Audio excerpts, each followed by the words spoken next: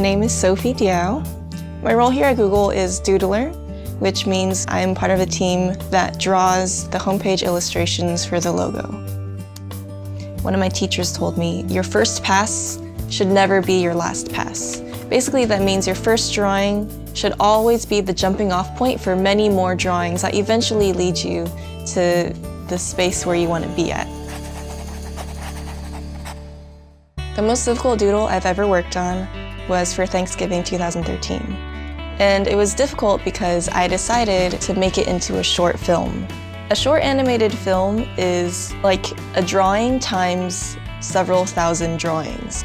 But the nice thing about being on the Doodle team is that I have an arsenal of artists I can call upon to look at my drawings, look at my concepts, and tell me if there's something off or how I could punch it up and make it better. There's a lot of kind of ideas that come out in the storyboard planning phase that are like really nice collaborations between artists and engineers. The artist will deliver images that maybe things should rotate or flash in and out, and I get to collaborate with them to figure out how to do that in such a way that we can ship it to everyone's computers all over the world. We approach it in small steps. In our early prototypes, we don't spend a lot of time on the art. We'd like to see if it's fun first, and if it seems promising, we'll spend some more time on it, making it more polished. I put a lot of trust in my colleagues, especially if it's story-based, because there is no story if somebody doesn't understand it.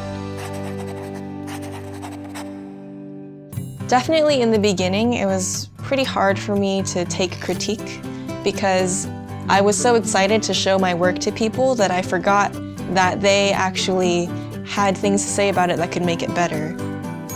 When the fox whips out his banjo at the end, at first I just had a very subtle taking out the banjo and then starting to play it. But then one of my coworkers said, since it's just such a dramatic moment and it's like the punchline of the entire doodle, that it should be much more pronounced.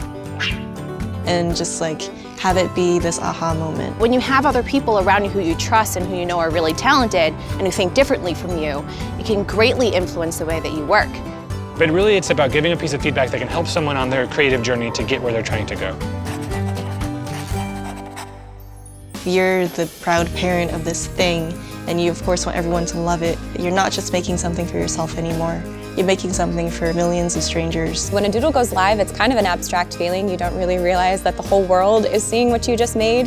The Thanksgiving doodle came out on Thanksgiving, so I was pretty distracted by all the food and family. But at the same time, it was really quite daunting, but fun to go on the internet and see how people were reacting. That's a really amazing moment when you realize that your internal emotions have an effect and a place in the outside world.